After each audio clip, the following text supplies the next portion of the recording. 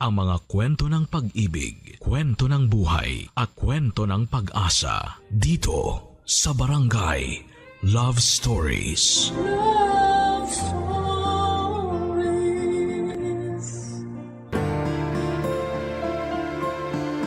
May mga pag-ibig na dumarating sa isang pambihirang pagkakataon at hindi ito mahahadlangan ng mga kabiguang pinagdaanan natin. Dahil kung para kayo sa isa't isa, gagawa ng paraan ang tadhana upang kayo ay magkasama. Ikaw kabarangay, naniniwala ka ba sa kapangyarihan ng pag-ibig? Dear Papa Dudut, magandang tanghali po sa inyo at sa lahat ng mga kapwa ko panatiko ng programa ninyong Barangay Love Stories. Tawagin niyo na lamang po ako sa pangalang Lauren, 34 years old at taga Pasig City. Nagtatrabaho ako sa isang private company bilang marketing associate. Matagal na talaga akong fan ni Papa Dudut. Sa katunayan ay nahawaan ko na sa pakikinig ng programa ninyo sa radyo ang mga kasamahan ko sa opisina. At hindi talaga kompleto ang aming pananghalian hanggat hindi kami nakakapag-tune in sa Barangay LS. Isang araw ay nagkatuksuhan kami ng mga kaibigan ko na magpadala ng sulat sa inyong istasyon. Bali, 4 kaming nag-send ng kwento namin sa inyong email address. Paunahan na lang kung kaninong sulat ang unang mababasa. At kung pala rin na mapili ang istorya ko, ako na ang magiging pinakamasayang babae sa mundo. Papa Dudut, magsisimula ang lahat noong 2023 kasama ko noon sa paborito kong restaurant ang longtime boyfriend kong si Sev. Naging kami 10 years ago. Tipikal na gabi lamang yon noong niyaya ko siyang makipagkita sa akin para samahan akong mag-dinner date. Papa Dudut.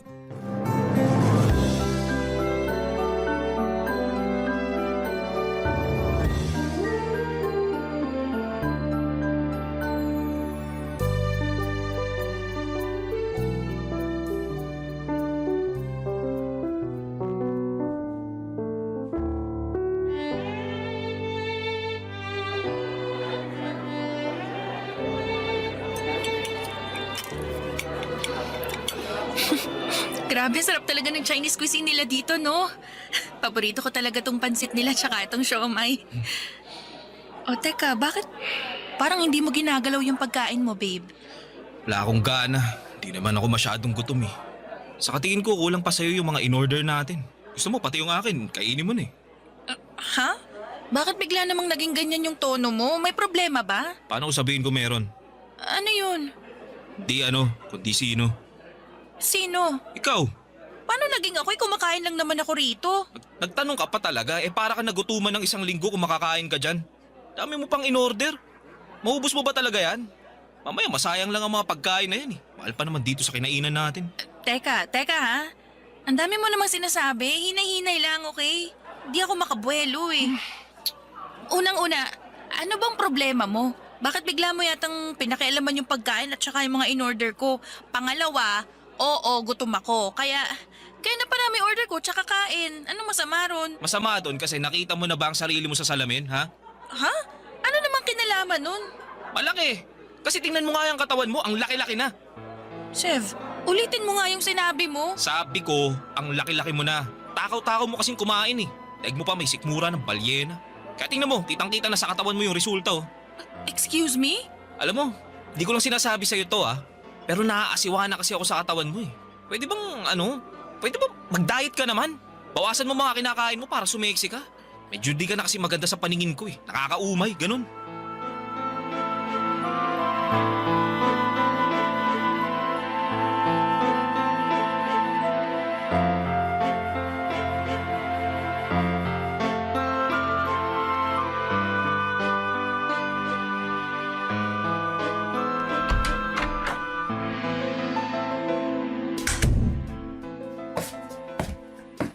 Andito na po ako. Oh, nak. Bakit malungkot ka? Hindi po ako malungkot, ma. Pagod lang po siguro ako. Ito po, kunin nyo. Pasalubong ko po sa inyo. Baka hindi pa kayo kumakain eh. Kumain na kami kanina pero ano ba to? Pagkain? Ay, ang dami naman. Akin na, dali. Take out po dun sa restaurant na kinainan namin ni Sev kanina. Ha? Bakit ang dami? Kakaunti lang naman tayo rito sa bahay. Ako lang, ikaw, ang papat kapatid mo na di naman malakas kumain. Teka nga, sabihin mo nga sa akin yung totoo, nak. May nangyari ba sa inyo ni Sev? Wala po, ma. Anong wala? Hindi mo ako maloloko, ha? Nanay mo ko. Baka gusto mong linyahan na naman kita ng mga pamosong linyahan ng mga kananayan pag alam nilang nagsisinungaling sa kanila ang mga anak nila. Ano? Wala naman po talaga, ma. Hindi ako naniniwala sa'yo. Sabihin mo na kasi, nak. Baka naman matulungan kita. Nagugutom po ako, ma. Ano? Ikaw mo kumain kayo ni Sev, di ba? Hindi ka ba nabusog? Hindi po, kasi po sinabihan ako ni Sev na ang dami ko raw order. At ang lakas ko raw pong kumain kaya lumalaki na raw po yung katawan ko. Yan po yung mga in-order ko eh. Medyo naparami nga kasi gutom ako at gusto ko lang kumain. Stress din po kasi ako sa opisina kaya napaparami yung kain ko eh. Kaso nung sinabi niya sa akin yun kanina, nawalan na ako ng gana. Tapos naiya na rin ako sa kanya kasi nga, ang pangit-pangit ko na. Ay, saan galing yung pangit, ha? Hindi ka pangit, anak. Ako yung Sev na yan, ang pangit ang ugali. Sino siya para pagsalitaan ka ng ganyan? Oo, medyo nagkakalaman ka nga pero hindi pa rin yung dahilan para insultuhin ka niya. Sira ulong yun. Parang ako na rin ang binastos niya eh. Yan niyo na po, ma. Nagsasabi lang naman po ng totoo si Sev. Baka concern lang siya sa kalusugan ko, ganun. Depende kung paano niya sinabi. Pero base sa kwento mo, malinaw pa sa sikat ng araw na ininsulto ka niya. Kakausapin ko yun, ha? Ayoko sa lahat yung ginaganyan ka ng kahit sino. Kahit na yung boyfriend mo pa. Walang modo. Ma, please. Basta. Buti pa, kumain ka na. Pero... Walang pero. Kumain ka. Kainin natin tong uwing pagkain mo, ha? Ang dami nito, oh.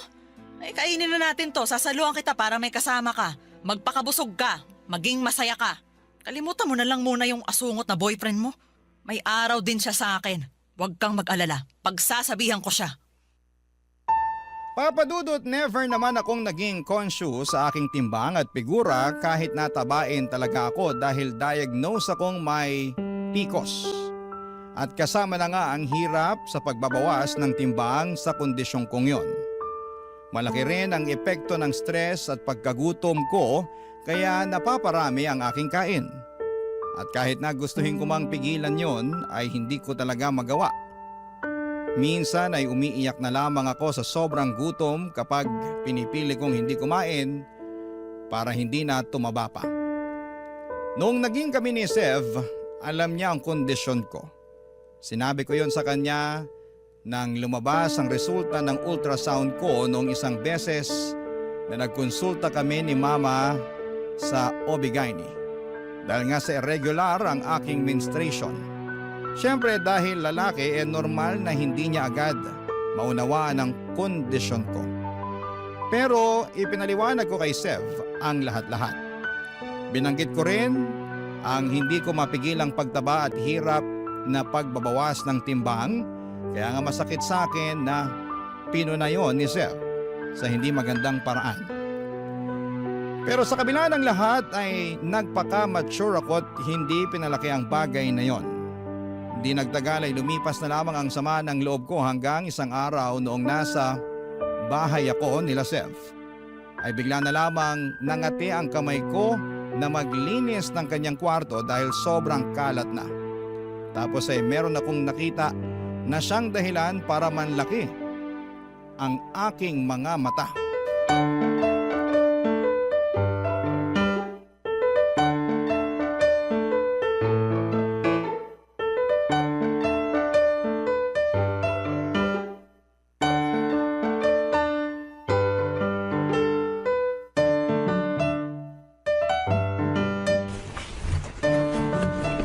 Grabe, Sev. Ang dami mo na palang labahan dito. Oo. Yaman mo na lang dyan. Papalaundry ko na lang pag sinipag ako. Kaso, ang dami na nito eh. May nasusuot ka pa bang damit? Meron pa naman, tsaka hayaan mo na nga lang sabi. Wala nga lang sa akin yung tambak na mga labahan ko tapos ikaw kung todo sita. Sabi ng kung ano-ano. Hindi naman sa kung ano-ano lang ang sinasabi ko. Kaya nga naglilinis ako rito eh. Malamang may mapupuna ako. Kung mamumuna ka lang din di mabuti pa, huwag ka nang maglinis dyan. Tsaka di ko naman sinabing maglinis ka eh. Ikaw lang naman tong di mapakali. Masyadong makati ang kamay mo. Siguro, ganun lang talaga kaming mga babae. Hindi ko nilalahat pero karamihan ayaw sa makalat at hindi organisadong gamit. Kaya nagkukusa na lang kaming ayusin at linisin. Bahala ka na nga sa buhay mo. Kada may sasabihin ako, may ribat ka rin eh. Ikaw nga laging mainit ang ulo mo sa akin eh. Wala naman ako sinasabi at ginagawang masama sa'yo. Ay talaga naman oh.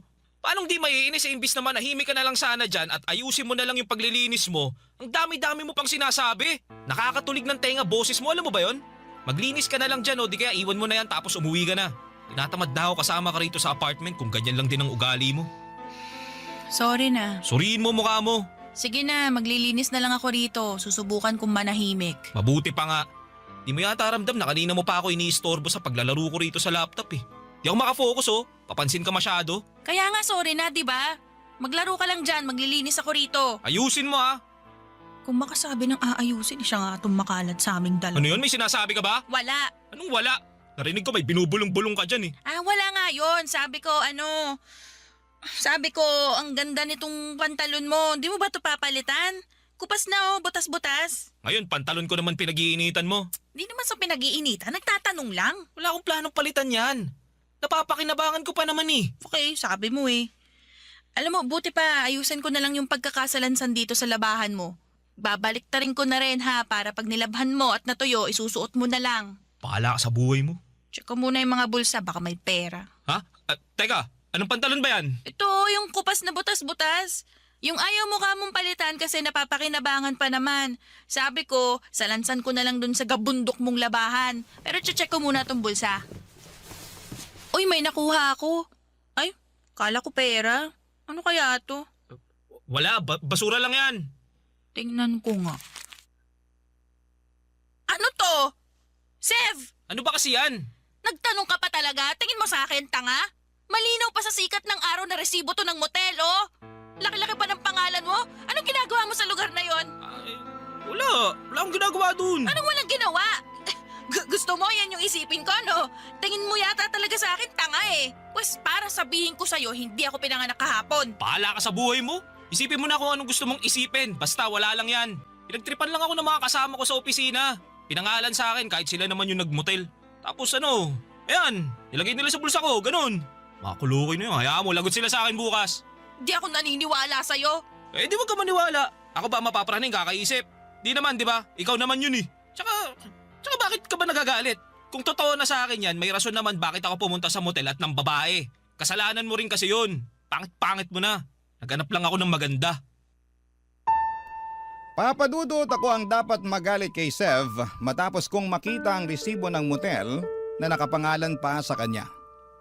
Pero siya ang galit na galit dahil sa paghuhormentado ko.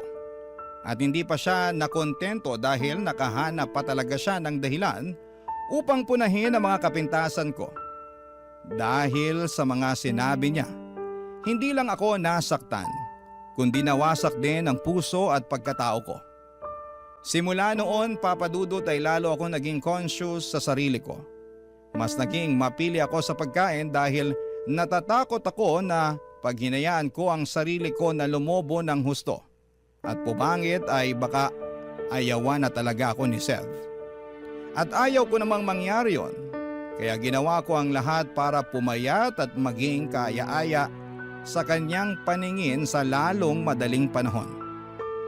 Pero kahit na anong effort ko, napansin ko na lamang na unti-unti nang lumalayo ang loob sa akin ni Sev ng mga panahong yon. Papadudot. Barangay Love Stories. Barangay Love Stories. Papadudot, mas kinain po ako ng takot at pagdududa na baka pinagtataksila na ako ng boyfriend kong si Sev nang dahil sa hindi na ako kaakit-akit sa kanyang paningin. Kaya nga para mapabilis ang pagpapapayat ko ay nag-crash diet ako. Yun bang bigla na lamang akong hindi kumakain at panay tubig na lamang ang kinukonsumo ko sa takot na baka madagdagan ang aking timbang. Pero alam naman natin na hindi yun healthy at recommended na mga doktor dahil nangangailangan ng nutrisyon ng ating katawan na nakukuha natin sa pagkain po ng tama. Kaya lang ay hindi ko na yon inisip dahil nga ayaw kong iwan si Sev at ipagpalit sa ibang babae na di hamak na mas sexy at maganda kesa sa akin. Kaso dahil sa ginawa kong yun ay napasama ako. Isang araw ay bigla na lamang sumakit ang tiyan ko. Yung klase ng sakit na hindi kayang mapagaling ng mga over-the-counter na gamot. Hanggang sa umabot na nga sa puntong namamaluktot na ako sa sakit ng tiyan, kaya nagpa-ospital na ako kina Mama Papa Dudut.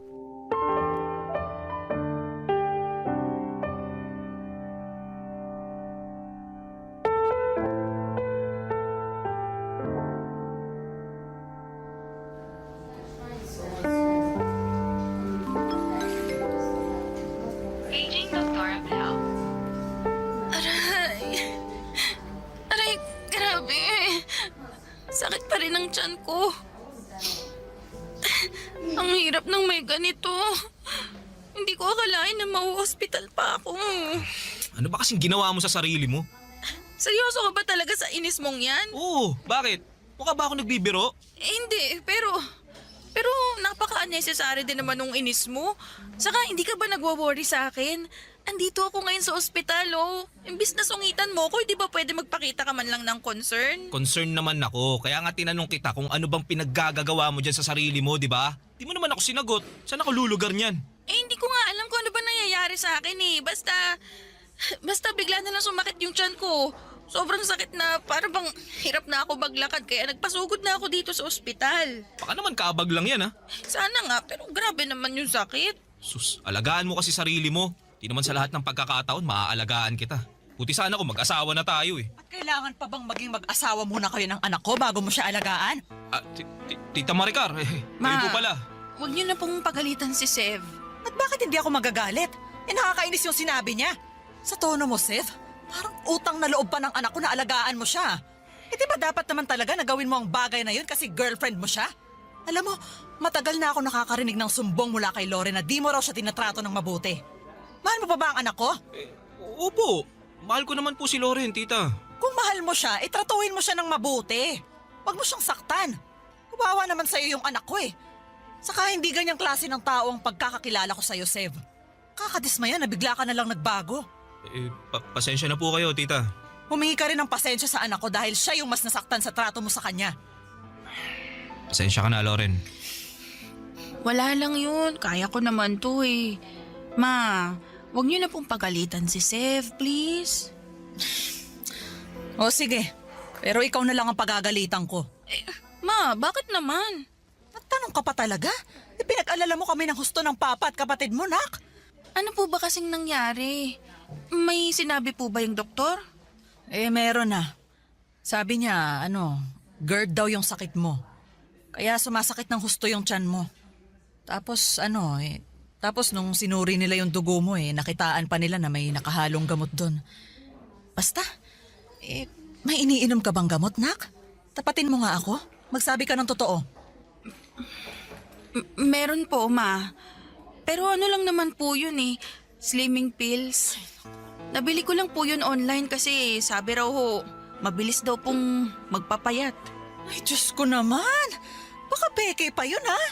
Hindi naman po siguro. Medyo namayat naman po ako Feeling ko nga gumaan po yung katawan ko Namayat ka nga pero yun dahil wala kang kinakain. Gusto mo yatang mabutas na lang yung bituka mo at lumala ng husto yung kondisyon mo Saka bakit ka ba nagpapapayat? Dahil ba sa sinabi sa'yo ni Seb? Ay, kasalanan mo talaga to, Seb Tita, di naman po yata patas na isisi niyo sa akin yung nangyari kay Loren. May sarili na pong isip yung anak niyo. Meron nga. Pero di naman niya maiisip ang bagay na yon kung hindi mo siya iniinsulto. Kapag may nangyaring masama sa anak ko, naku, ikaw talaga ang sisisihin ko. Papa Dudut, tinalaban ako na konsensya sa mga sermon sa akin ni Mama. Ibang-iba kasi siya kay Sev na para bang naiinis pa sa akin dahil Pinabayaan ko raw ang sarili ko. Kaya naging alalahanin pa niya. At kahit nga galit na galit sa akin ang nanay ko dahil sa ginawa ko sa aking sarili, ramdam ko ang pagmamahal niya at concern para sa akin. Kahit paano ay masasabi ko na natauhan ako at napagtanto ko na hindi ko na uulitin ang ginawa ko. Hindi nga nagtagal ay nakalabas naman ako sa ospital, dala-dala ang mga babala ng doktor na maaari akong mapasama ng husto kapag hindi ko inayos ang pagkain ko. Kaya nga nilimitahan ko na lamang ang pagkain ko sa masustansyang pagkain. Yan ang pinapasok ko sa katawan ko. At hindi ko hinahayaan na malipasan po ako ng gutom. Kami pa rin naman ni Seth ng mga panahong yon, pero masasabi kong hindi na kami ganong kalapit sa isa't isa. Ako na lang yata ang kumakapit pa rin sa aming relasyon at umaasa na magiging maayos ang lahat. Nababalik kami sa dati kahit ramdam ko na unti-unti nang lumalayo ang loob niya. Ang tadhana na nga ang gumawa ng paraan para bumitiw ako sa relasyon namin. Pauwi ako noon at may nadaan ng motel ang sinasakyan kong motor pauwi sa bahay namin. Tapos, nakita ko doon si Sev na papasok habang kaakbay ang isang babae na mukhang napulot lamang niya sa tabi-tabi. Agad akong pumara sa motel na yon at mabilis kong kinumpronta ang boyfriend ko.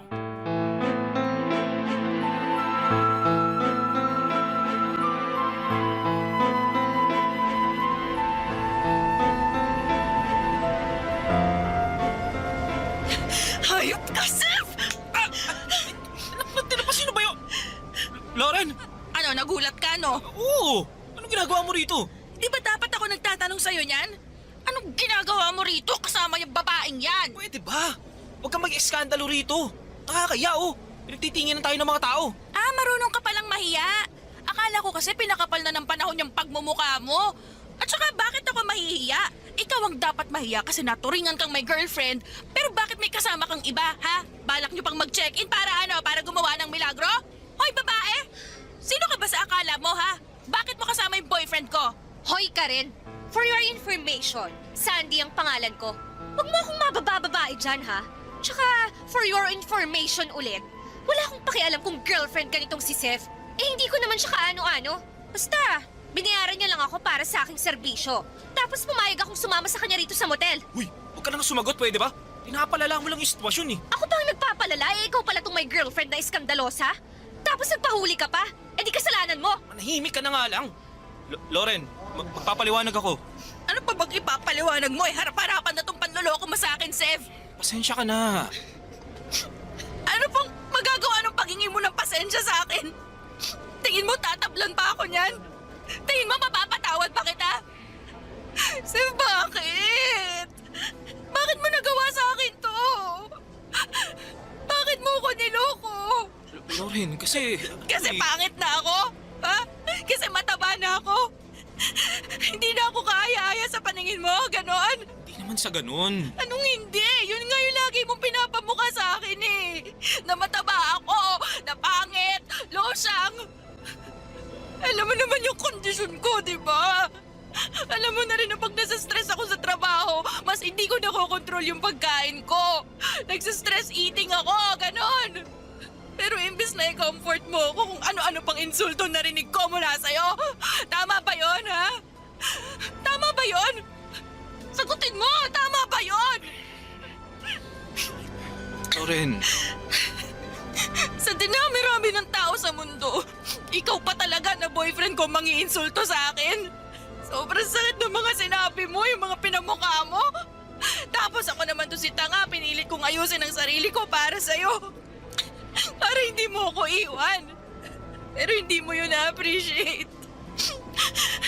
Nagalit ka pa nga nung na-hospital ako kasi sabi mo pinababayaan ko sarili ko. Hindi mo man lang ba naisip na kagagawan mo yon kung bakit? Tapos ngayon, mahuhuli kita nasa motel na may kasamang ibang babae. Hindi mo na ako nirespeto. Sev, hindi mo na ba ako mahal? Lauren, please naman. Kanina pa eh, nakakahiya na Bakit ako. nga ako mahihiya? Ikaw ang dapat mahiya kasi manloloko ka. Kadiri kayo, nakakasuka kayo. Tapos na tayo, Sev. Ayoko na sa'yo.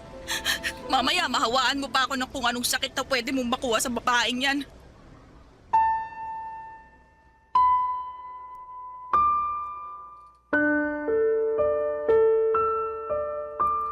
Papadudot kahit na masakit sa akin ang naging komprontasyon namin ni Sev at labag sa loob ko na makipaghiwalay sa kanya. Dahil nga sa mahal na mahal ko pa rin siya, ay hindi ko na rin naman kinaya ang harap-harapan niyang panloloko sa akin. Kaya nga tinapos ko na ang lahat ng namamagitan sa amin, pero pinatikim ko muna siya ng mag-asawang sampal na deserve niya. Sa kabilang banda, labis din naman ang iniwang sakit ng kalooban sa akin ni Seth. At malaking parte nga noon ang mga pabaon niyang insulto at paninisi sa akin kung kaya nagawa niyang mambabae. Pilit ko yung inalis sa isipan ko, ngunit may mga pagkakataon pa ring minumulto ako ng mga kakulangan at kapintasan ko sa aking sarili. Naisip ko tuloy na baka kasalanan ko talaga ang lahat at deserve kong iwanan at masaktan. Barangay Love Stories. Barangay Love Stories. Papadudot, sobrang broken talaga ako noon dahil nga sa breakup namin ni Sev. Akala ko kasi ay siya na ang the one, pero it turns out na bigla siyang nagloko. Kaya naman iniyak ko talaga ang lahat. Nag-stress eating ako at kinalimutan ng pansamantala ang pagkain ng tama.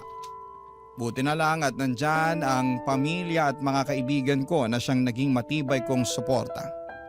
At bukod doon ay kasama na rin ang programa ninyong Barangay Love Stories na nagpapasaya sa akin.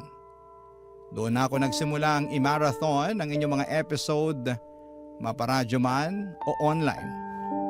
Sa katunayan ay nanonood din ako ng inyong live sa social media at madalas na nagko-comment kapag nagugustuhan ko talaga ang istoryang ini-ere ninyo. O di kaya kapag naiinis ako ng husto sa bida kasi ang syunga-syunga niya. Like me noon sa ex-boyfriend ko. Pero siguro ay ganon talaga. Once or twice sa buhay natin ay nagiging tanga tayo sa pag-ibig. Moving forward, unti-unti naman ako nakausad at muling naniwala sa love dahil sa programa ninyo, Papadudot. Nakakatuwa at nakakaaliw ang mga kwento ng pag-ibig, buhay at pag-asa na binabahagi ng mga kabarangay natin. Kaya nga one time ay nakapag-iwan ako ng comment sa isa sa mga live ni Papadudot. Sabi ko doon, sana ako na lang ang piliin noong bidang lalaki. Kesyo hindi niya deserve ang karelasyon niya noon sa sulat niya na sobrang toxic. Tapos, nagulat na lamang ako dahil biglang may nag-reply at sinabi niya doon na ako raw ang pinipili niya. At dahil nga po sa mga nangyari, natawa ako at nireplyan din siya. Bale, nag-usap kami sa comment section ng live ni Papadudot hanggang matapos ang programa, tapos ay nagulat na lamang ako nang makatanggap ng personal message mula sa kanya. Hindi nagtagal ay nakilala ko nga siya bilang si Stefan Papadudot.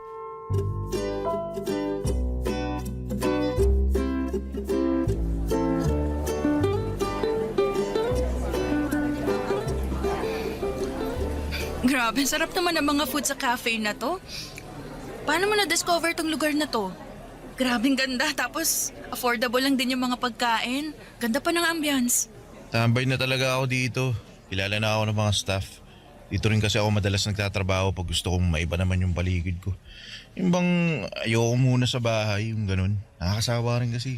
Wow, so work from home ka pala? Oo, simula pa nung pandemic. Nice, iwas traffic, no? Ay, hala, sorry. Masyado na ba akong maraming kinakain? Pansin ko kasi konti ka lang kumain. Baka mamaya iniisip mo, ang takaw-takaw ko ha. Masarap lang talaga yung pagkain. Hindi ko mapigilang kumain ng kumain. Kaya nga tayo umorder na marami pagkain para kainin. Tsaka tiwala naman ako na masarap at magugustuhan mo yung mga dishes nila rito. Kaya yan ang in-order ko para sa atin. Galing din talaga ng taste mo, no? Lauren, salamat ha. Saan? Hindi kasi pumayag kang makipagkita sa akin. Akala ko kasi hindi ka free ngayon kasi sabi mo may ginagawa ka rin tuwing Sabado tsaka Linggo. Meron nga, pero okay lang naman. Tsaka gusto ko ring lumabas kasama mo dahil matagal-tagal na simula nung makipag-date ako. I mean, friendly date, ganun. Kaya, thank you kasi di ko akalain na makikilala kita. Tsaka alam mo yun, ang funny lang kung paano nangyari yun. Kaya nga ako rin naman thankful kasi nag-reply ka nun sa akin sa comment section. Tsaka, eto na, di ba? Kasama na kita. Ka-date. Friendly date. Nga pala, mahilig kang makinig ng drama? Ayo! Nakakatuwa kasi nakaka-inspire. Tapos minsan, nakakagalit. Ay, true yan. Diba? Siyempre, nakakadala yung kwento lalo na kung may nakakainis na kontrabida. Pero meron din namang nakakakilig. Nako, sinabi mo pa. Doon na nga lang ako kinikilig eh. Ay talaga? Bakit naman?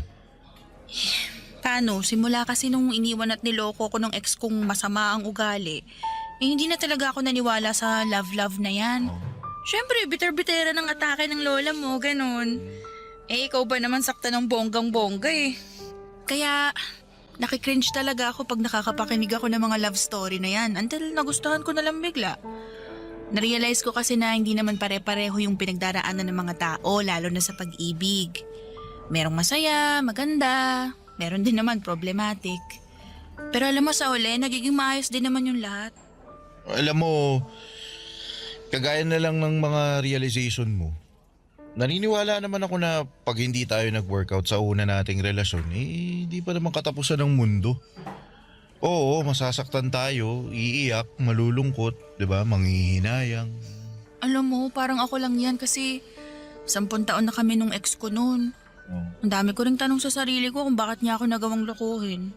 Hanggang ngayon, hindi ko pa rin nahahanap yung mga sagot eh. Baka ako yung problema, baka siya, ewan. Pero hindi na siguro yun mahalaga kasi mas focus na ako ngayon sa sarili kong kaligayahan. Tama naman. Naniniwala ako na panandalian lang ang kalungkutan. Sa bawat kwento naman palagi pa rin may happy ending sa dulo.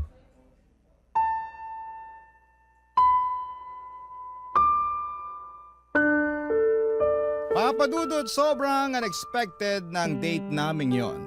Basta nag-decide na lamang kami na magkita ni Stefan. At masasabi ko na magaan ang aura niya noong unang beses pa lamang na nakita ko siya. Marami rin siyang alam na topic kaya hindi naging boring ang date naming yon. Sa unang beses matapos ang breakup namin ni Sev. Noon lamang ako lumabas kasama ang isang lalaki na nakilala ko nga online. Ang unang date naming yon ni Stefan ay nasundan pa ng mga nasundan ng marami pang date. Naging close kami sa isa't isa at mas nakilala ko rin siya ng gusto. Isa sa mga bagay na nagustuhan ko sa kanya ay wala siyang pakialam sa mga bagay na insecure ako. Lagi niyang pinupuri ang appearance ko at sinasabihan ako maganda kahit na napakasimple lamang ng ayos ko. Bukod doon ay nakikinig din siya sa akin. Yung klase ng pakikinig na may kasamang pangunawa at simpatya kaya naman unti-unti na akong nahulog sa kanya. Pero panandalian lang pala ang saya. Sapagkat isang araw ay merong binalita sa akin si Stefan na siyang dahilan upang malungkot ako ng husto. Papadudot.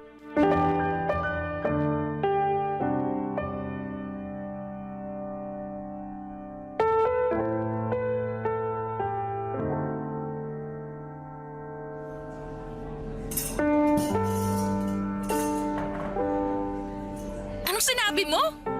Joke ba yan o ano? Hindi yun joke, seryoso ako doon. Natanggap ako sa isang project sa Dubai. Matagal ko rin yung hinintay. So, ibig sabihin ongoing pala yung application mo noon pa?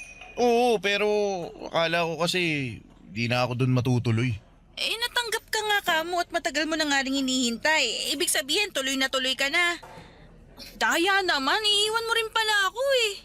Pero may social media naman eh. Pwede pa rin tayo mag-usap doon. Meron nga, pero iba yung oras doon tsaka dito. Baka mahirapan tayo, lalo na siguradong magiging busy ka na doon pagdating mo. Makakahanap pa rin naman ako ng paraan para kausapin ka. Hindi mo naman kailangan gawin yun kasi magkaibigan lang naman tayo, di ba? Wala kang responsibilidad sa akin. Ang totoo, meron. Anong meron? Paano? Kasi gusto kita. Gusto kita higit pa sa isang kaibigan. Wow! Sasabihin mo sa akin gusto mo ako pagkatapos mong sabihin na aalis ka para magtrabaho sa ibang bansa. Pero pwede pa rin naman natin ipagpatuloy yung relasyon natin kahit na magkalayo tayo. Diba? Ayoko. Loren, baka naman... Aaminin ko, Stefan. Gusto na rin kita. Pero ayoko ng LDR. Ayoko noon, praning ako eh. Tsaka hindi ko alam kung kakayanin ko. Kaya nga kung ganyan lang na aalis ka mabuti pa tapusin na lang natin tong kung ano mang meron tayo ngayon. Para wala ka na rin kargo pagdating mo doon. Para trabaho na lang iintindihin mo. Ayos lang naman ako eh. Huwag ka mag-alala sa akin. Makaka-move on naman ako.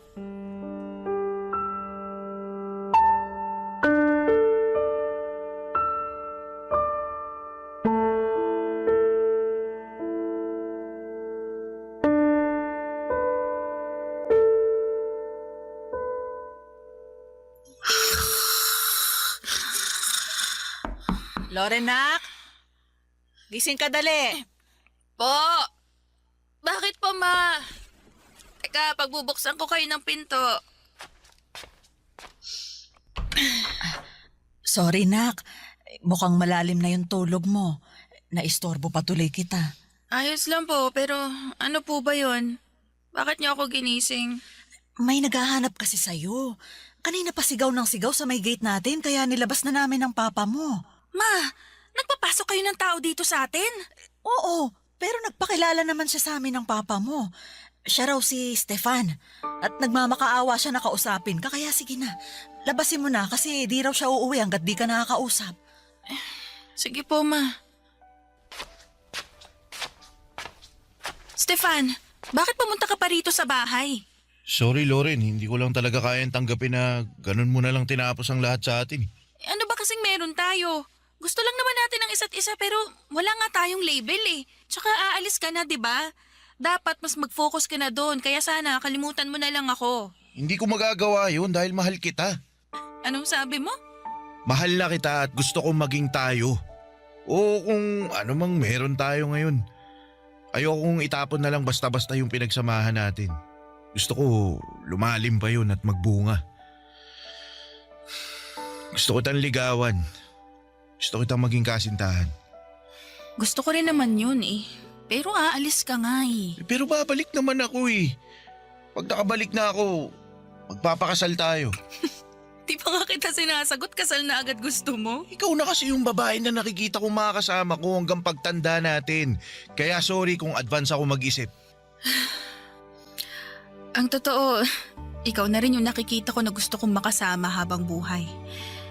Pero natatakot kasi ako eh. Hindi mo naman ako masisisi, di ba? Hindi, normal lang naman yung matakot. Ako rin naman natakot nung nagtapat ako sa'yo kasi naisip ko baka di tayo pareho ng nararamdaman.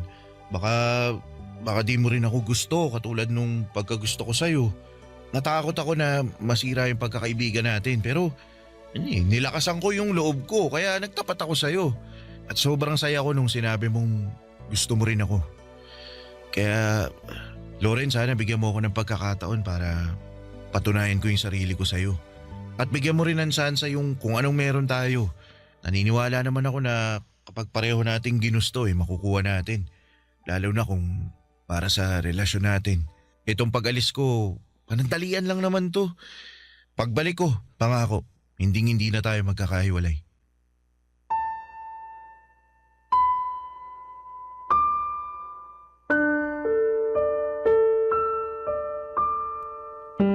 Papadudod, ramdam ko ang sincerity sa boses ni Stefan.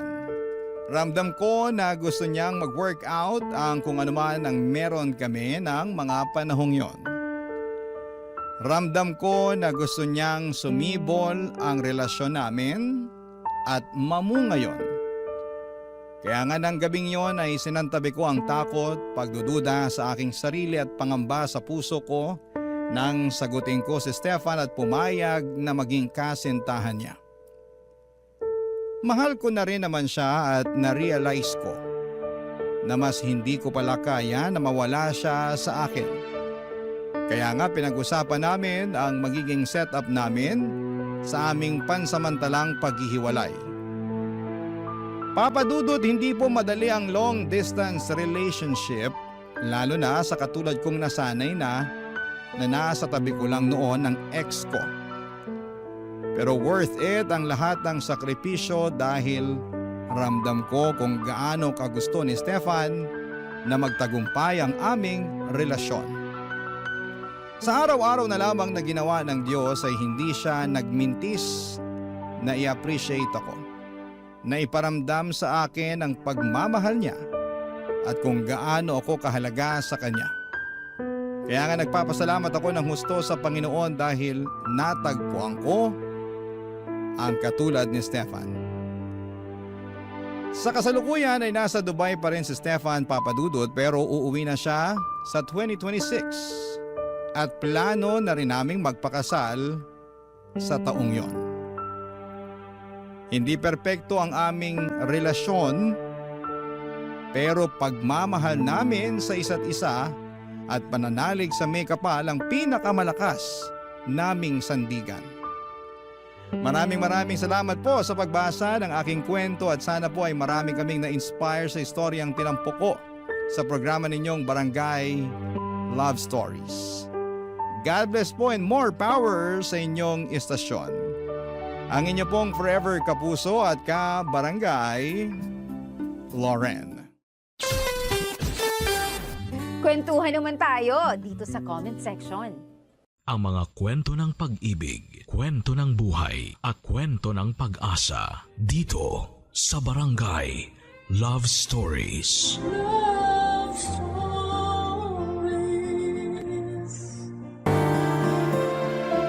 Hindi madaling makisama sa mga kapitbahay. Lalo't magkakaiba kayo ng estado at prinsipyo. Minsan mas madali na lang silang baliwalain at huwag pansinin. Ikaw kabarangay, gaano mo kasundo ang mga kapitbahay mo? Dear Papa Dudut, ako nga pala si Belinda, 50 anyos at isang single mom sa anak kong 18 anyos na si Mia. Para kaming mag-best friend ng anak ko. Lagi kaming magkamaritesan lalo na kapag may mga ganap sa mga kapitbahay namin. Tulad na lamang nung nakaraan, may bago kaming dumating na kapitbahay at tumira sa Unit A. Katabi lang namin dahil kami naman ay nasa Unit B. May kamahalan ang renta sa Unit A dahil 2 floors yon at mas malawak pa. Kumpara sa aming mag-ina na 1 kwarto lang at nagkasya na lamang kami sa double deck na kama. Kaya nga mas naging close kaming mag-ina dahil iisa lang ang kwarto namin. Kaya lang minsan ay pinapangarap ko rin na magkaroon ng solong kwarto ang anak kong si Mia, lalo't dalaga na siya at kailangan na ng privacy. Minsan nga ay tinatanong ko kung magkano ang renta sa Unit A. Nalula na lamang ako. Hindi ko kaya ang presyo noon kaya sinabi kong magtiis na lamang muna kami ng anak ko dahil balang araw kapag nagkaroon na ng trabaho, ang anak ko ay magkakaroon na kami ng mas maayos na bahay. Yung bahay na may 2 kwarto. Kaya hanggang pangarap lang noon ang Unit A sa amin dahil hindi pa namin yon kayang upahan. Noong napakante nga yun ay panay ang punta namin doon ni Mia, doon kami nagkakape sa umaga, inayaan naman kami ng landlady namin basta wala lang kaming masisira. Ini-imagine naming madalas kung saan namin ipopwesto sa Unit A ang mga gamit namin na bibilhin. Hanggang isang araw ay hindi na kami pwedeng tumambay doon para magkape at mag-imagine. dahil dumating na ang bagong tenant. At dahil alam naming may kamahalan ng renta sa Unit A, kaya nasigurado na agad naming may kaya ang bagong uupa doon, Papa Dudut.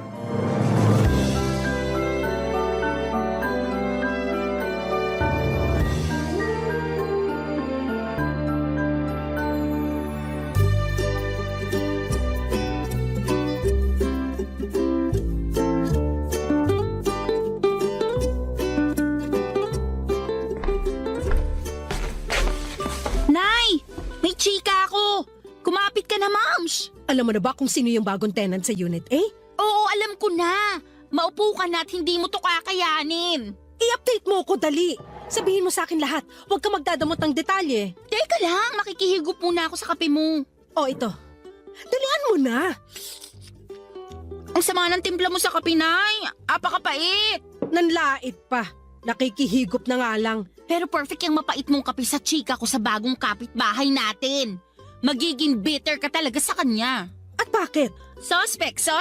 25 anyos na dalaga, makinis, sexy, maganda, at mukhang mayaman. Vivian ang pangalan. Siya yung nasa Unit A? Puso mo, pakalmain mo. Narinig mo lang na 25 anyos na insecure ka na agad? Sinong kamukhang artista? May pagka-Bea Alonso ang ilong. Heart Evangelista ang kutis. Mata ni Carla Abellana at ngiti ni Marian Rivera. Yan ang suspect natin. Ano pang nalaman mo sa kanya? Ang dami at ang mamahal na mga gamit niya, ha? Nakakatakot nga dikitan kasi baka pagbayarin ako pag nagasgasan. Mayabang naman yun. Uy, si nanay, nai-insecure na. Hindi ako nai-insecure, no? Tsaka hindi ako maiinggit. Hindi ka maiinggit kahit malaman mong meron siyang automatic washing machine na tatalunin lahat ng washing machine sa laundry shop dito sa barangay natin? Eme. Hindi ka maiinggit kapag nalaman mong dalawa ang inverter na aircon niya? Branded na, mukhang bagong linis pa. Nakakatuyo ng balatang aircon. Doon pa rin ako sa classic na electric fan. Walang inggit kahit malaman mong mas matangkad pa sa'yo ang branded niyang refrigerator? Wala pa rin tatalo sa Frigidaire natin na kaya makabuo ng yelong tig-3 kahit kalahating araw pa lang. Pero Nay, namamaho na kaya yung ref natin? Nakakahiyang ipabukas sa bisita. Sino bang kakampi mo rito? Ako o yung ref ng Vivian na yon? Nagsasabi lang ako ng totoo sa ref natin. Kahit 3 sako ng uling ang ilagay mo, ang baho pa rin. Talagang babaho yung ref natin kasi panayang siksik mo ng mga ulam na pasira na. Sino bang kalaban mo rito? Ako o yung ref natin? Ewan ko sa'yo. Kunin mo na nga yung pang-BP ko at mukhang tataas na naman tong dugo ko. Sulitin na natin ang pagtaas ng dugo mo, Nay. Alam mo ba na si Vivian, ex ng anak ng kapitan dati? O ano naman? Ako nga nung kadalagahan ko niligawan ako ng pinakamasipag magpuyat na tanod. Yun ang gusto ko sa'yo, Nay, eh. Competitive ka. Teka't kukunin ko na yung pang-BP mo para makita na natin kung gaano ka ka-high blood dahil sa pagiging insecure mo. Hindi ako insecure. Naku, pag ikaw humaba ang ilong, gagawin talaga kitang sabitan ng kaldero natin. Aba talaga? Heto na po, kukunin ko na yung pang-BP niya, oh. Nang umalis si Mia para kunin ang pang-BP ko ay napag-isip ako. Bigla ko naalala ang nakaraang ko. Noong bata pa lamang ako ay hindi ko na naranasan na magkaroon ng magandang gamit at lagi naming pinagtsatsaga ang pamilya ang mga napaglumaang gamit ng mga kamag-anak namin na medyo nakakaangat sa amin. Kaya nga papadudot nagsumikap ako sa pag-aaral para masigurado na makapagtapos ako at makakuha ako ng trabahong may magandang pasahod. Pero parang hindi roon gustong idirekta ng Diyos ang plano sa akin na umasenso. Hindi ako nakapagtapos ng pag-aaral dahil sa maraming kadahilanan at syempre pinakamalaking dahilan na roon ay ang pagiging kapos namin. Ang masakit pa, nabuntis din ako habang nasa kalagitnaan ako ng pagkamit sa mga pangarap ko. Pinakamasakit doon ay hindi ako pinanindigan ng nakabuntis sa akin, ang tatay ni Mia. Hindi na ako nakipagrelasyon muli sa takot na mabuntis akong muli at iwan. Ayaw ko na magdala ng panibagong bata sa mundong ito tapos hindi ko rin naman pala mabibigyan ng magandang buhay. Minsan ay nahihiya na ako sa anak kong si Mia dahil hindi ko magawang ibigay sa kanya ang buhay na dapat para sa kanya. Yung buhay na tulad ng mga iniidolo niyang mararangya ang buhay. Pero mabait at maunawain ang anak ko, Papa Dudut. Ni minsan ay hindi niya ako sinisi sa nangyari sa kapalaran namin. Sabi naman niya kahit papaano ay nakakaraos kami at iyon lang ang mahalaga. Nasa ganong pag-iisip ako nang bigla akong makarinig ng katok sa pinto namin. Agad ko yung binuksan at bumungad sa akin ang bagong tenant ng Unit A, si Vivian. Totoo ngang bata pa siya, maganda at sexy. Kahit sinong anak ng kapitan ng barangay ay papatulan siya, Papa Dudut.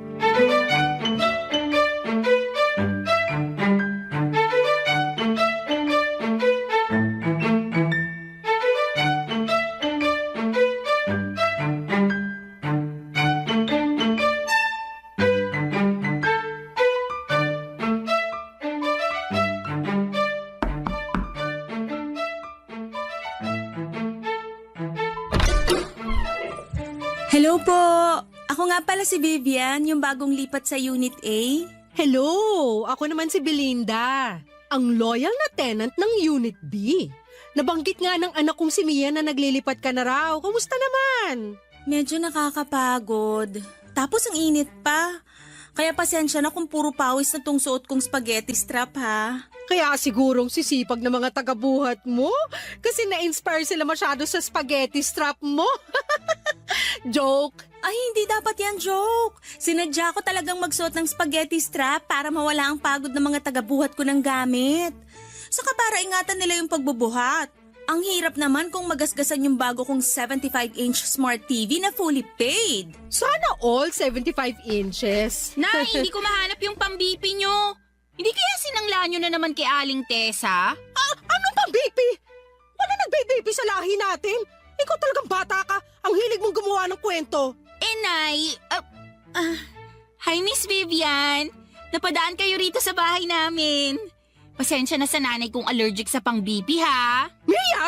Mia nga pala, ang kaisa-isang anak ng single mom ng Unit B. Nakakatuwa naman kayong mag-ina. Ito naman talagang sana all. Saka tawagin mo na lang akong Vivian, di naman nagkakalayo ang edad natin. May maitutulong ba kami sa'yo, Vivian? Kasi parang mukhang wala na eh. Halos trinabaho na lahat ng mga tagabuhat mo. Nakakaloka nga eh. Kahit yung mga kapitbahay nating lalaki, tumulong na rin. Ayaw pa magpabayad. Ang babait naman pala ng mga lalaki dito sa atin. Mabait talaga sila kapag naka-spaghetti strap ang babae. At nakamaiksing maong shorts. Baka kahit renta mo, libre na kapag nakita ka ng asawa ng landlady natin. Joke! Mapagbiro talaga kayong mag-ina, no? Nakakatuwa naman. Sana makaklose ko kayong dalawa. Pwede naman, basta makikiref ako sa'yo ng ulam ha. Ay, wala ba kayong ref? Meron, kaya lang may amoy eh. Meron kaming ref, kaya lang tong anak ko eh. Kulang na lang pati sapatos niya ipasok sa ref. Gusto lahat malamig. Nakakainit tuloy bigla ng ulo. Parehas tayo, Mia. Gusto ko rin laging malamig. Kaya nga dalawa yung binili kong inverter na aircon eh. Bala ko pa nga bumili ng isa pa para bawat sulok ng bahay ko, malamig na. Yabang naman ng 3 aircon. Oy, joke lang yun ah. Okay lang. Hindi naman ako pikon. Saka alam ko namang mahilig lang talaga kayong magbirong mag-ina. Ito hindi biro ha. Baka pwedeng makinood sa TV mo. Mia! Walang problema. Andyan lang naman ako sa bahay. Madalas kasi naka-work from home ako. Anytime na gusto mong makinood, kato ka lang, okay?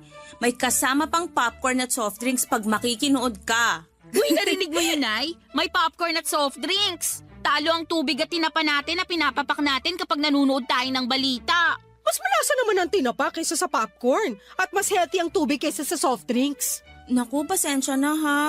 Hindi ko kayo ma-offera ng tinapa kasi allergic ako dun. Lalo na sa tuyo. Pero marami akong imported na meatloaf at corned beef. Pwede na siguro yung papakin kapag nanonood kayo ng balita. Bibigyan ko kayo. Di ko rin kasi nagagalaw masyado kasi lagi lang akong umu-order ng food ko. Wala akong time magluto eh. tatanggapin namin ang ayudang yan, Vivian. Ilang taon na kasing luya lang ang laman ng kitchen cabinet namin eh. Ikaw talaga kanina mo pa binabackstab ang bahay natin. Totoo naman ah. Naku, tumatawag na yung magde-deliver ng food ko. Maiwan ko muna kayo ha. Katok lang kayo sa Unit A kapag may kailangan kayo. Bye! Papa Dudut, mukha namang sincere ang pakikipagkaibigan ni Vivian sa aming mag-ina. Kaya lang siguro'y natabunan yon ng inis dahil sa inggit ko. Opo, Papa Dudut. Inggit nga ako kay Vivian. Magpapakatotoo na ako.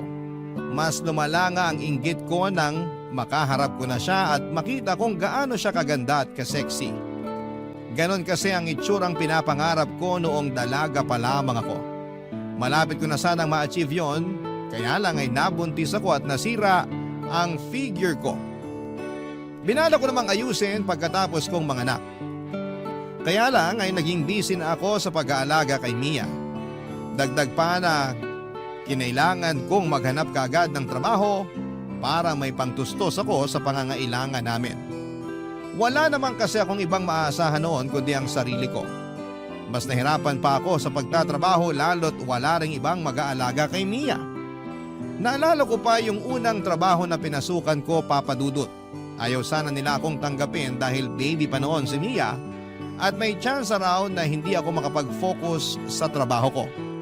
Lalo na noong nalaman nilang single mom ako at walang ibang tumutulong sa akin sa pagpapalaki kay Mia. Naiintindihan ko naman sila, Papa Dudut. Pero naawa sa akin ang boss ko at pinayagan akong dalhin si Mia sa opisina. Nasa ilalim ng mesa ko lagi si Mia. Doon ako naglatag ng higaan niya.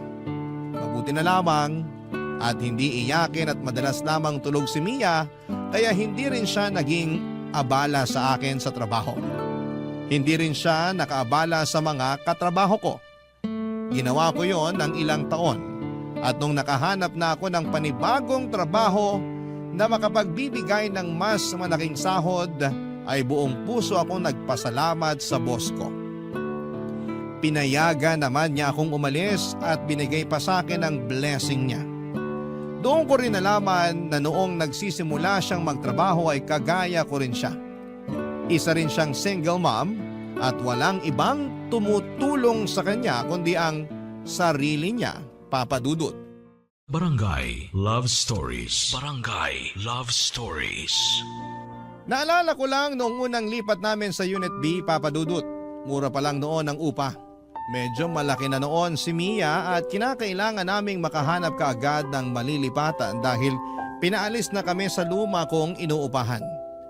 Hindi na raw kasi yon ipapaupa dahil titira na roon ang anak ng landlord ko.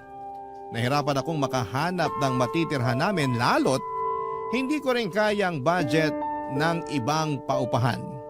Hanggang sa makita ko ang tinutuluyan namin ngayon. Unit B.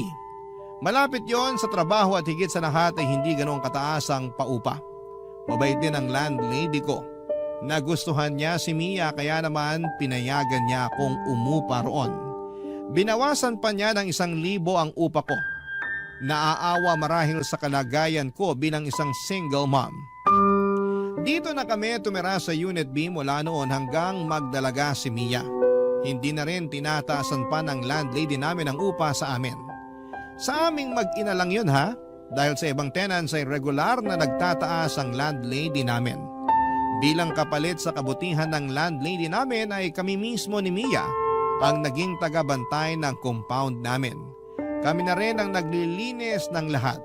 Sinisiguro naming na ire-report namin sa landlady kung meron kaming makitang problema sa compound. Kaya mas lalong natuwa sa amin ang landlady namin.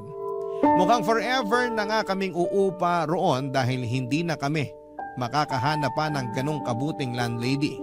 At higit sa lahat ay hindi na kami makakahanap pa ng ganong kamurang paupahan. Malapit yon sa trabaho ko at malapit yon sa school ni Mia. Kinapos man kami sa karangyaan pero biniyayaan pa rin kami sa ibang paraan, Papa Dudut.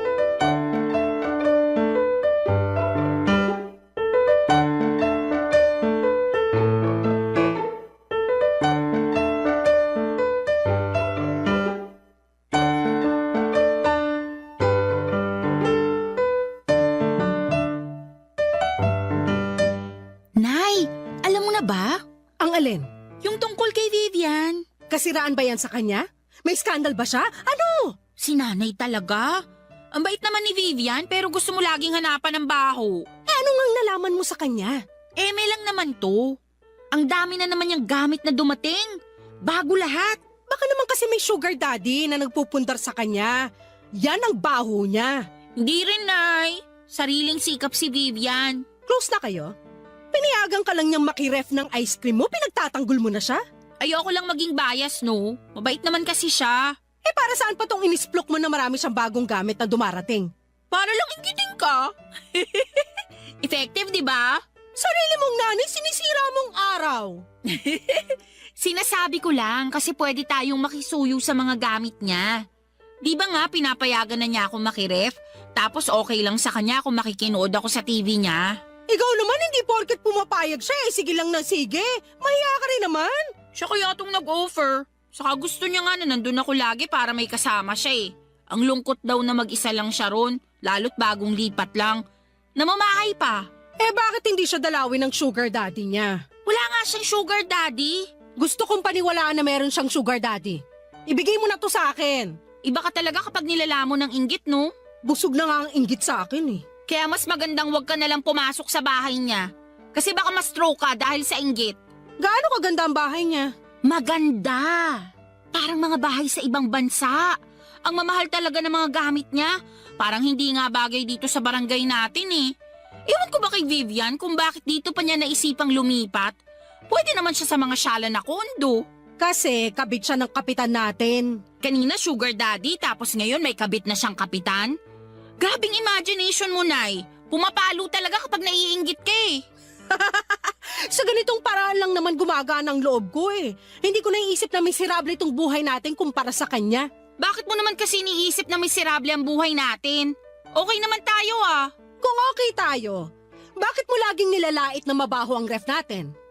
Bakit kailangan mo sabihin na laging walang laman yung kitchen cabinet natin? Oy, wala akong sinabing walang laman yung kitchen cabinet natin. Sabi ko nga may luya ron eh. Ikaw talaga mapagawa ka ng kwento. Ganon din yun. Nilait mo pa rin ang pasimple. Nay, hindi ka dapat makaramdam ng inggit kay Vivian. Saka dapat hindi mo dinadaw ng buhay natin. Sa'yo talaga nang galing yan? Matapos mong sabihin na ang baho ng ref natin? Kahit mabaho ang ref natin at luya lang ang laman ng kitchen cabinet natin, happy naman ako sa buhay natin. Hindi ka ba talaga happy, Nay? Happy naman sana. Kaso, biglang dumating si Vivian. Ang hirap na tuloy maging happy, lalo kapag nakikita mo sa kanya yung mga bagay na wala sa atin. For sure, meron ding wala sa kanya na meron tayo. Alam ko kung ano yan. Ano? Kahirapan! Napailing na lamang si Mia sa huling sinabi ko. Hindi naman niya kinontra kasi alam niyang totoo yon. Nagpaalam na lamang siya saglit para pumunta sa Unit A para makinood ng balita sa 75-inch Smart TV ni Vivian. Inaya niya ako pero tumanggi ako. Ayos lang naman ako sa TV namin kahit na hindi flat screen ay okay lang. Ang TV pa rin kasi na gamit namin ay yung luma at mataba ang likuran. Pamana pa ito sa akin ng nanay ko.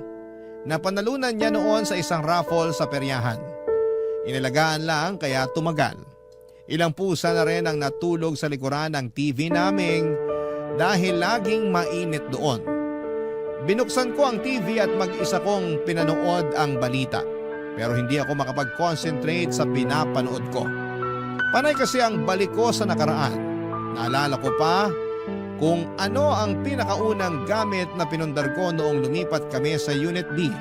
Isang kutsyon. Isang kutsyon ang una kong pinundar.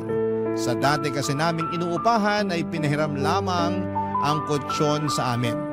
Binala ko nga yung hingin dahil gutay-gutay naman na at manipis na. Baka itapon lang nila. Pero sabi ng dati kong landlord ay kailangan daw nila yon para tulugan ang mga aso nila. Parang nasaktan ako doon. Kaming tao na mas kailangan yon ay hindi sa amin inabot. Pero hinayaan ko na.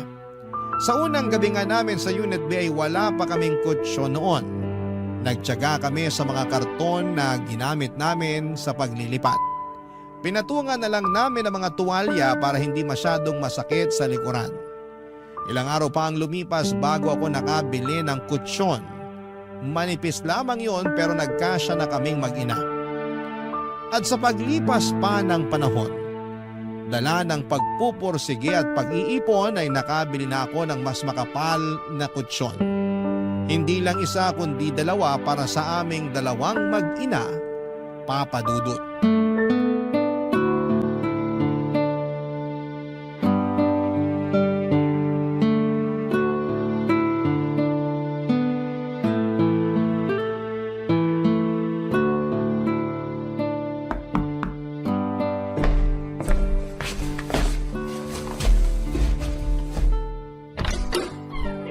Hello, Ate Belinda! Vivian! Huwag mo na akong tawaging ate. Hindi naman nagkakala yung edad natin. Ah, ganun ba? 25 years old ako eh. Eh, ikaw? 50. Ay, hinahanap mo ba si Mia? Wala kasi siya rito. Andun sa bahay ng kaklase niya.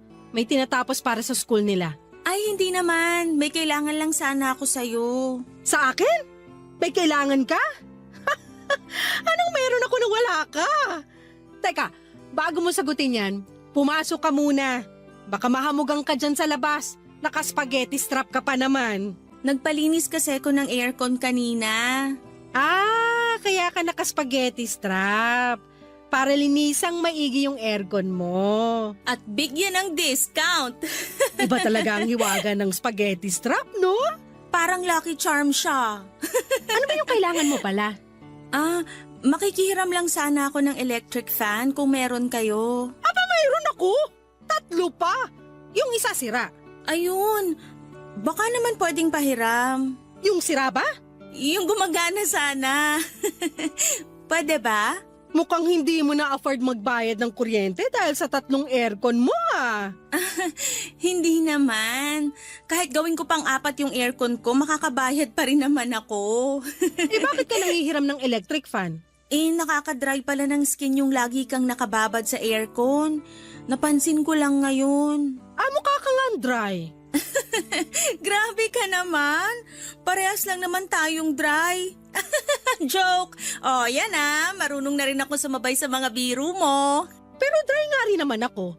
Hindi ko naman kinakahiya yun. Tamad kasi ako uminom ng tubig tapos matipid pa ako sa lotion.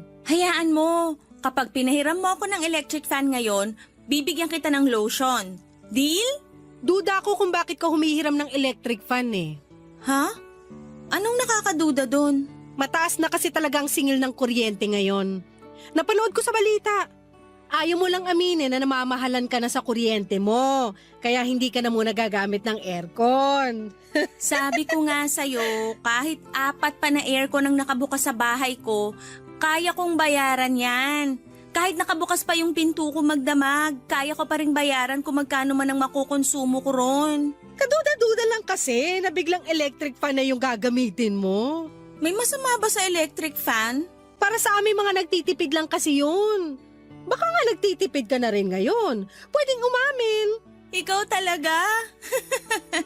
Alam ko nanunukso ka lang kaya hindi ako mapipikon sa mga pang-iintriga mo sa akin. Pero kailangan ko lang talaga mag-electric fan kasi nagdadry na yung skin ko dahil babad ako sa aircon buong araw. Alam ko na. Hindi mo na afford bumili ng electric fan kasi naubos na yung pera mo. Kasi finally paid mo yung 75-inch smart TV mo. Hindi kita masisisi kung magpapakumbaba ka na ngayon. Ganun talaga. Matuto tayo sa pagkakamali natin. Next time kasi, huwag masyadong lustay para may mahuhugot ka pa kapag kailangan bumili ng electric fan. Bakit ba masyado kang masaya na malaman na wala akong pera? So wala na nga. Kasi di mo na afford bumili ng electric fan. Umorder na ako ng industrial electric fan, yung pinakamahal. Hindi pa siya makakarating ngayon kasi within 3 to 5 days ang delivery mula sa mamahaling shop na inorderan ko. Branded yung electric fan na binili ko, yung gamit mismo ng mga sikat na vlogger at artista. Hayaan mo pag dumating na, ipapahiram ko sa'yo para ma-experience mo naman kung paano makatikim ng pangmayaman. Che, sa'yo na yung electric fan mo. For sure, hirap nang umikot yan dahil napupuno na ng alikabok at kinakalawang na yung loob. Che, uli! Hindi ako nakasagot sa sinabi ni Vivian, Papa Dudut. Gusto ko siyang labanan sa pagtataray niya pero naisip kong ako naman pala yung unang nang atake sa kanya. Ewan ko ba kung bakit ko ginawa yon, siguro'y naipon na lamang din talaga yung inggit ko sa katawan ko. Masisisi niyo ba ako? May pagkamayabang din naman kasi si Vivian. Kung paano niya ibida sa akin yung mga gamit niya, akala ba niya ay hindi ko ramdam? O baka naman masyado lang akong sensitive at wala naman siyang balak ipamukha sa akin yon. Pero dahil nababalot ako ng halo-halong emosyon kaya hindi na ako nakapag-isip pa ng maayos. Para sa akin noon, kontrabida talaga si Vivian. Kaya naman naisipan kong labanan siya sa mga pinagyayabang niya. Nang makauwi si Mia, nalaman kong hinarang pala siya ni Vivian sa gate at kinuwento ang ginawa ko. Hindi ako kinampihan ni Mia kaya mas lalo akong nainis kay Vivian. Immature daw ako, sabi ni Vivian. 50 na raw ako pero kung umasta ako ay para akong grade school. Doon ako mas lalong nag-init. Napacheck tuloy ako sa BP ko. Tama nga ang hinala ko, tumaas na naman ang BP ko. Wala akong ibang sinisisi noon kundi si Vivian at nararamdaman kong inggit sa kanya. Makakabawi rin ako sa kanya, yun ang sinumpa ko habang nililinisan ang mga namuong alikabok sa electric fan namin, Papa Dudut. Barangay Love Stories. Barangay Love Stories. Matagal kong pinag-isipan ang gagawin kong paghihigante kay Vivian, Papa Dudut. Mga 1 week din yon. Naisip kong bumili ng bagong TV, iyon ang simula ng paghihiganti ko kay Vivian. Inabangan ko ang sale online at nag-apply din ako ng loan sa online shop na yon. Nasilaw ako sa offer lalo't alam kong pwede ko yung bayaran ng paunti-unti. Itinago ko na ang matabang likuran na TV namin, Papa Dudut, at nagulat na lamang si Mia nang dumating ang bagong flat screen TV. Hindi ko muna yon ginamit para makaiwas na magasgasan at mag-overheat. Kung nag-overheat man ang mga flat screen TV, wala rin naman kasi akong alam. Ang alam ko lang, pwede ko yung ipamukha kay Vivian oras na dumaan siya sa bahay. O di naman kaya ay lalakasan ko ang volume ng TV para marinig niyang meron na kaming bagong TV. Gusto na ngang gamitin ni Mia ang TV para makapanood na siya ng balita. Kaya lang ay sinabi ko na pasimplihan niya muna si Vivian na dumaan sa bahay. Nagtataka may sumunod pa rin si Mia dahil sa kagustuhan nitong makapanood na sa bagong TV namin. Maya-maya pa'y bumalik na si Mia pero hindi naman niya kasama si Vivian. Sinabi lang niya na busy daw si Vivian. Pero alam kong umiiwas lamang si Vivian sa akin dala nga noong minsang tensyon sa pagitan namin dahil lang sa electric fan. Kaya hinayaan ko na lamang nabuksan ni Mia ang TV para makapanood na siya. Nilabas ko ang tinapa sa ref para papakin niya pero tumanggi siya dahil binigyan daw siya ng popcorn ni Vivian. Nainis na naman tuloy ako, Papa Dudut.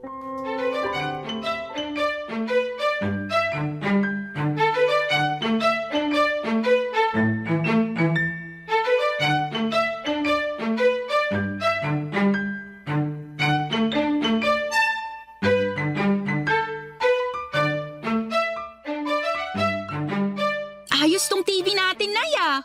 Siyempre naman. Hindi tayo papatalo sa iba dyan. Kay Vivian na naman ba? Meron pa bang iba? Alam mo, Nay, pabayaan mo na siya. Enjoyin na lang natin tong bagong TV natin. Uy, ang saya ko. Hindi ko na kailangan pukpukin yung likuran ng TV para lang gumana kapag nagbo-blur yung pinapanood ko. Yan ang regalo ko sa'yo sa kasal mo, ha? Ipapamana ko sa'yo yung TV na yan. Ha? Ito ang ireregalo mo sa akin pag kinasal na ako? Baka basag na yung screen nito kapag nakahanap na ako ng lalaking papakasalan ako. Grabe naman yung regalo mo, recycled. Wala akong pakialam. Ipapamana ko pa rin tong TV sa'yo, kaya alagaan mong mabuti. Tulad ng pag-aalaga ko roon sa matabang TV natin dati. Hayaan nyo, Nay. Aalagaan ko tong TV natin. Sisiguraduhin ko na makakakain siya ng 3 beses sa isang araw. Bibilang ko rin siya ng vitamins, lalo kapag napupuyat siya sa gabi. Okay na po ba? Puro kakalokohan. Lakasan mo nga ang volume ng bagong TV natin. Malakas naman ang volume, ah. Hindi nyo pa rin ba marinig? May pangbili ng bagong TV pero cotton buds wala. Naririnig ko, kaya lang gusto kong marinig din sa Unit A. Nako, kay Vivian na naman. Siya bang inspirasyon mo kaya ka bumili ng bagong TV? Malamang! Ano nga namang ikaw? Ayan na ata si Vivian. Lakasan mo yung volume. Tsaka humanap ka ng mapapanood na matingkad ang kulay. Wala naman tayong cable na. Iisa lang ang channel natin. Wala akong pakialam. Gumawa ka ng paraan. Lagyan mo ng filter yung palabas. Teka, bubuksan ko lang yung pinto. Hi, Belinda! Hi, Vivian! Dinig ko ang lakas ng TV niyo sa unit ko ah. Ganun ba? Sobra naman pala ang lakas ng sounds ng nabili kong TV. High quality talaga. Umaabot talaga sa'yo yung tunog. Oo, nakaapekto siguro na nakabukas lahat ng bintana niyo kaya dinig sa akin. Pwedeng makita? Pasok ka. Pwede ka rin makinood kahit anong gusto mo. Nay, isa lang ang channel natin. Lagyan mo ng filter. Wow, ang cute ng TV niyo ah. Anong cute? Ang cute para sa maliliit lang. Ang laki kaya ng TV namin. Oh, sorry. Nasanay lang kasi ako sa laki ng TV ko. Ilang inches ba to? Ano siguro? 40 to 55 inches. Asian size, ganon. Hindi mo man lang chinek yung size bago ka bumili? Nagmamadali na kasi ako sa pag-shopping. Kung ano na lang yung madampot kong TV, yun na lang ang binili ko. Next month, bibili na lang ulit ako ng bago. Balitaan kita. Maganda yan. Nakakatuwa naman. Kasi tong si Mia laging nagre-reklamo dun sa matabang likuran na TV nyo eh. At least ngayon may flat screen na kayo. Ewan ko ba kay nanay kung bakit ngayon niya lang naisipang i-retire yung senior citizen namin na TV. Sentimental kasi ako sa gamit. Pamana pa kasi yun ng nanay ko. Naiintindihan kita. Naabutan ko rin naman yung ganong TV pero binigay na lang namin sa kapitbahay namin nung may nagregalo na sa amin ng bago. Hanggang ngayon gamit pa rin nila yung TV na binigay namin eh. Ay, gumagana pa? Tsaka nagkakausap pa rin kayo ng dating kapitbahay nyo? Oo, close pa rin kami kahit nagdalaga na ako at umalis doon. Papadaanin ko nga siya rito next week. Ibibigay ko na kasi sa kanya yung ref ko. Bibili na lang ako ng bago, pamana ko na yun sa kanya. Total, 2 years ko na rin namang gamit yung ref ko na yun. Uy, Vivian, baka naman may ipamana ka rin sa amin. Kailangan namin ng mana. Gusto niyo ba yung sofa bed ko? Di ko naman kasi nagagamit. Sa inyo na lang para komportable kayo kapag nanonood kayo ng TV. Hindi na. Kasi may in-order na ako online na sofa bed at bagong ref. Uy, magkakaroon na tayo ng bagong ref, Nay? Oo naman. Ipapamana natin sa junk shop tong lumang ref natin. Namangha si Mia sa mga sinabi ko. Masaya naman si Vivian sa mga sinabi ko. Niyakap niya ako at sinabing natutuwa siya sa pag-asenso namin. Hindi ko kinatuwa yon at feeling ko ay kaplastikan lamang yon. Nakinuod pa saglit si Vivian at pasimple niyang sinabi na ang bagong TV namin ay parehas doon sa napaglumaan niyang TV may 3 taon na raw ang nakakaraan. Nakakainis. Ewan ko ba kung ako lang ang nakapansin ng pagyayabang niya. Kasi si Mia believe na believe pa rin sa kanya. Makalipas nga ang ilang minuto ay umalis na rin si Vivian at pinapatay ko na kaagad kay Mia ang TV. Nagreklamo si Mia kasi gusto pa niyang manood pero pinilit ko siyang patayin ang TV. Natatakot kasi ako na baka mag-overheat yung TV. Saka baka malaki na ang gastos noon sa kuryente.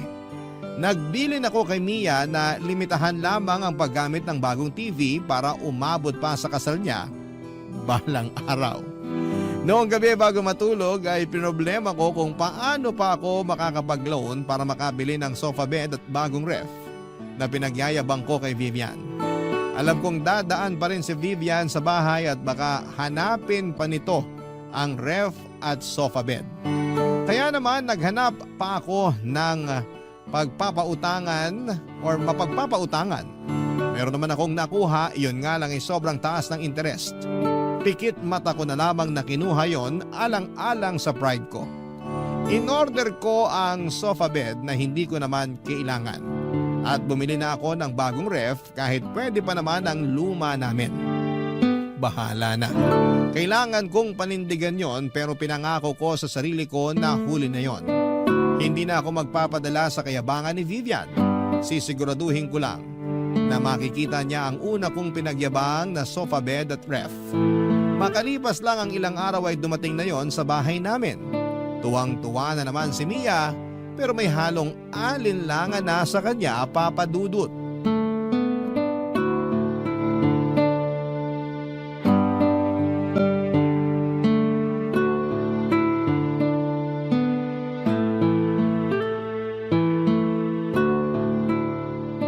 Ito na ba yung sinasabi niyong sofa bed kay Vivian?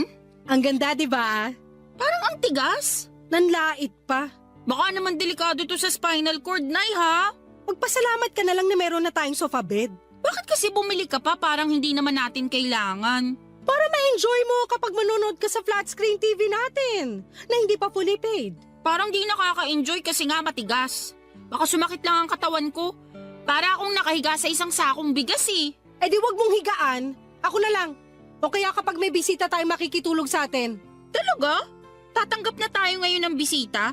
Di ba nga ayaw mong magpatuloy ng bisita kasi dagdag pa ka mo sa papakainin? Magpasalamat ka na lang at nakabili ako ng mga bagong gamit natin. Nagpapasalamat naman ako, kaya lang hindi ba parang sobra na tunay? Kasi hindi naman natin talaga kailangan itong sofa bed. Ay yung ref, hindi ba? Panay ang reklamo mo na mabaho na yung ref natin. Oo, mabaho nga pero may sentimental value sa akin yun eh. Yun na kaya yung ref na nakalakihan ko. Andun pa nga lahat ng sticker na dinikit ko eh. Mas maganda yung bago natin. Pag pwede na siya isaksak bukas, makikita mo. Kasing lamig ng yelo sa US ang may experience mo. Speaking of yellow, bibili muna ako sa labas. Hindi pala tayo nakagawa kagabi. May binili pa naman akong soft drinks. Sayang kung walang yellow. Bumili ka na rin ng popcorn para malantakan natin mamaya habang nanonood. Wow, asensado na. Hindi na tinapa ang pinapapak. Alis na ako. Ay, Vivian! Hello! Nagulat naman ako sa'yo. Kakatok pa lang sana ako pero nabuksan mo na agad yung pinto. Andyan ba nanay mo? Oo! Nay! Andito si Vivian! Labas lang ako ha. Bibili ako ng yellow at popcorn. Hi, Belinda! Hi! Andito ka? Gusto mo makita yung sofa bed at bagong ref namin, no? Nakita ko na kanina nung dineliver dito. Congrats ha! Hindi na magrereklamo si Mia sa amoy ng lumang ref nyo. Mareklamo lang talaga ang anak kong yan. Naalala ko nga sa kanya yung sarili ko nung bata pa lang ako Naalala? Hindi ko pa yata nakwento sa'yo kung bakit malapit ang loob ko sa inyong mag-ina. Kasi nung bata ako, katulad ko rin si Mia. Marami rin akong gustong bagong gamit tulad ang nakikita ko sa mga kakilala namin. Pero hindi namin afford. Single mom kasi nanay ko. Ah, parang ako. Oo. Kaya nga magaan din agad ang loob ko sa inyo. Kahit minsan tinatarayan mo ko. Mag-isa niya akong tinaguyod. Tinipid niya rin ako para makapag-aral ako at makapagtapos. Kaya nga naaawa ako sa kanya. Yun, habang nag-aaral ako, marami akong ginawang sideline. Nagturo ako ng mga Chinese at Korean online, tapos marami pa akong pinasok na trabaho. Para ako na lang yung bumili ng mga kailangan namin sa bahay. Nagawa ko naman. Lalo na nung nakapagtapos na ako ng pag-aaral, tapos nakakuha na ako ng magandang trabaho. Nasaan ang nanay mo? Ay, wala na Masaya na sa kabilang buhay. Sorry, hindi ko alam. Kaya siguro ako ganito ngayon. Bili lang ako ng bili ng mga gamit na pangarap namin dati ng nanay ko. Baka sakaling makabawi man lang ako sa kanya kapag nakita niyang asensado na yung anak niya. Kaya, pasensya na kung madalas nagtutunog mayabang na ako sa mga pinamili kong gamit. Oo nga Nayayabangan nga ako sa'yo nung una. Pero hayaan mo na yon. Naiintindihan ko na ngayon. Hindi ko naman gustong ipagyabang. Kaya lang pagkaharap kita, parang sinasalamin mo nanay ko. Kaya gusto kong sabihin sa'yo lahat ng nabili kong mga gamit kasi sa puso ko, parang gusto kong matuwa ka. Kasi parang sa ganung paraan, feeling ko, natutuwa na rin si Mama.